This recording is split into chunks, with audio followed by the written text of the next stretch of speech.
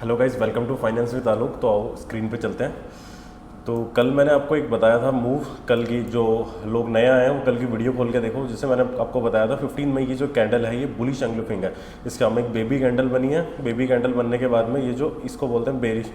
तो फिर ये देखो ये मूव था, उसके बाद में मैंने सेम बताया था यहीं सपोर्ट पे। उसके बाद में 3 जून को एक बेरिश एंग्लूफिंग है। बेरी एंग्लूफिंग के बाद में एक बुलिश बेबी कैंडल बनी है इस कैंडल के अंदर। उसके बाद में यहाँ पे एक अप साइड में मूव देखने को मिल सकता है एक्सपायरी पे, और काफ़ी अच्छी वॉलेटिलिटी रह सकती है। मैंने कल आपको वीडियो में बोला था, एग्जैक्टली मार्केट बिल्कुल वैसा ही मूव किया। तो आओ लोअर टाइम फ्रेम्स में चलते हैं 15 मिनट में। तो 15 मिनट्स के अंदर मार्केट निफ्टी के अंदर काफ़ी एक अच्छी मूवमेंट देखने को मिली। पहले फर्स्ट हाफ में काफ़ी अप था, फिर सेकेंड हाफ में डाउन था, उसके बाद में स्लाइटली चॉपी होके क्लोज हो चुका है मार्केट। तो आप डिस्कस करते हैं कि निफ्टी के अंदर कल किस तरीके से ट्रेड की जाए। कल वैसे जो ट्रेडिंग है वो काफ़ी इंपॉर्टेंट रहने वाली है। कल आरबीआई की मॉनेटरी पॉलिसी भी है। जो लोग एकदम बिगनर्स हैं, जो न्यू लर्नर्स हैं, उनको मैं बता देता हूँ आरबीआई की मॉनेटरी पॉलिसी में क्या होता है। अगर आरबीआई रेट कट करता है तो इसमें क्या होता है, रेट कट करेगा तो जो लोन्स की रेट होंगी वो कम हो जाएंगी। लोन्स लोग ज़्यादा लेंगे, इकोनॉमी में लोन लेंगे, लोग काम करेंगे, बूम आएगी, लोग खरीदारी करेंगे। तो इकोनॉमी में बूम आती है तो रेट कट करने के बाद में एक मार्केट एक पॉजिटिव मूवमेंट दे सकता है। ओके, और रेट अगर बढ़ाता है तो क्या होता है, लोन महंगे होते हैं, लोग मतलब बेसिकली क्या होता है कि आरबीआई मार्केट में पैसा दे रहा है। रेट कट करने का मतलब है मनी सप्लाई को बढ़ा रहा है, और रेट बढ़ाने का मतलब मनी सप्लाई को खींच रहा है। ठीक है, मोटा मोटा तो आप समझ गए होंगे कि रेट कट करने के बाद में एक जो बैंकिंग सेक्टर है उसके अंदर एक बूम और एक पॉजिटिवनेस देखने को मिल सकती है। तो आओ डिस्कस करते हैं कि निफ्टी कल किस तरीके से ट्रेड किया जाएगा। तो 15 मिनट का ये चार्ट है मेरे सामने। तो कल अगर फ्लैट ओपन होता है तो सबसे पहले हम वेट करेंगे नीचे की साइड में 24,684 की तरफ आए। अगर ऊपर की साइड में निकल जाता है तो मार्केट बहुत कंफ्यूजिंग होगा। अगर आपकी जगह मैं रहूँगा तो मैं भी एक बार के लिए ट्रेड छोड़ूंगा, या फिर मुझे ट्रेड करना भी होगा तो मुझे लोअर टाइम फ्रेम में 3-5 मिनट में जाऊँगा। और उसके बाद ऊपर की साइड एक हार्ड डाला 24,868। तो मैं एक बार के लिए अगर मेरे को एंट्री लेनी होगी तो 3 मिनट्स में हायर राइज बनने का वेट करूंगा, जैसे मैंने आपको हमेशा बताया।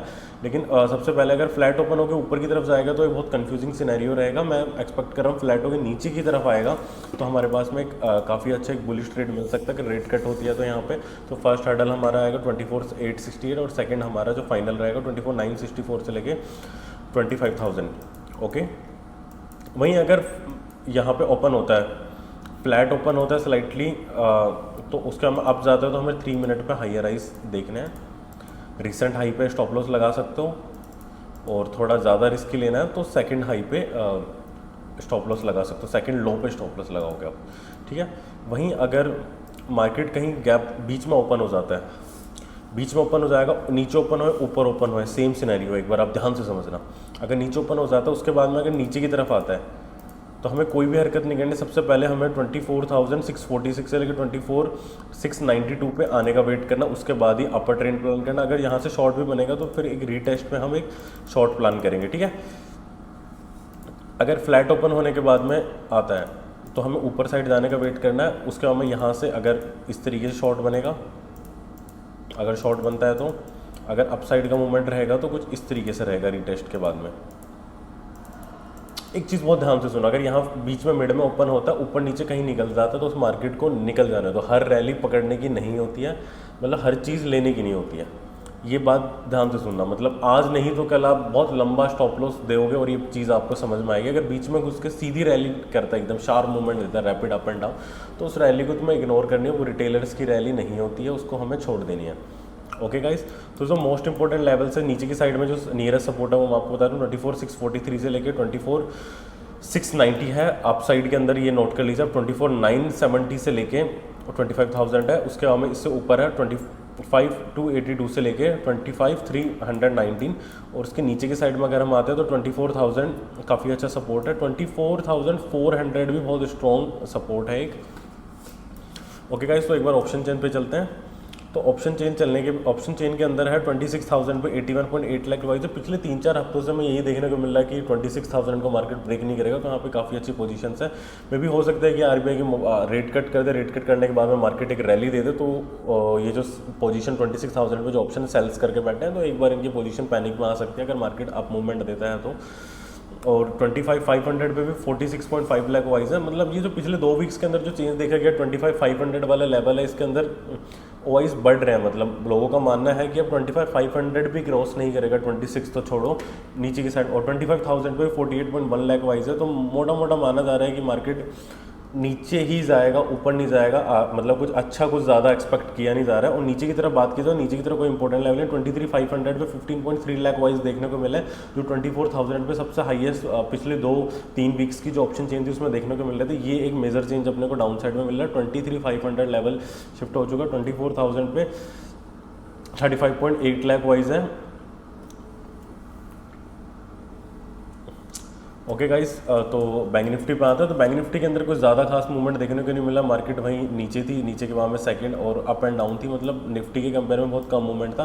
तो आइए डिस्कस करते हैं रेट कट के बाद क्या हो सकता है। तो रेट कट के बाद मेरे जो एक एल्गो मैंने बना रखा है, इसके थ्रू मैं आपको अपर लेवल दे देता हूँ जहाँ पे मार्केट नहीं गया।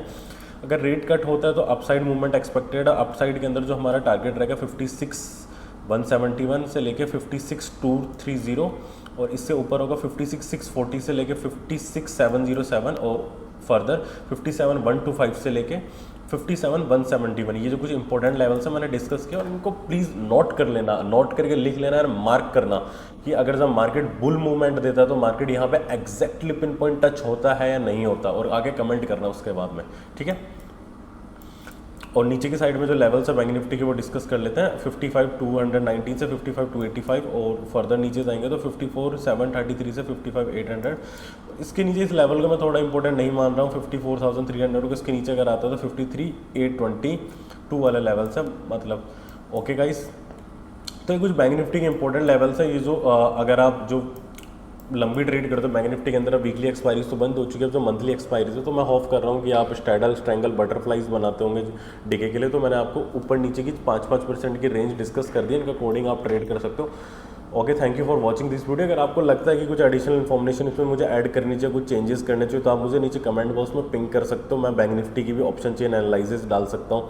बाकी जो आरबीआई की मॉनेटरी पॉलिसी है कल, उसका जो सबसे ज़्यादा इंपैक्ट रहने वाला है वो बैंक निफ्टी पर रहने वाला है। तो देखते हैं कल मॉनेटरी पॉलिसी के अंदर आरबीआई क्या लेके आता है गवर्नर, उसके बाद में डिस्कस करते हैं। चलो कल मिलते हैं guys, bye, have a nice day.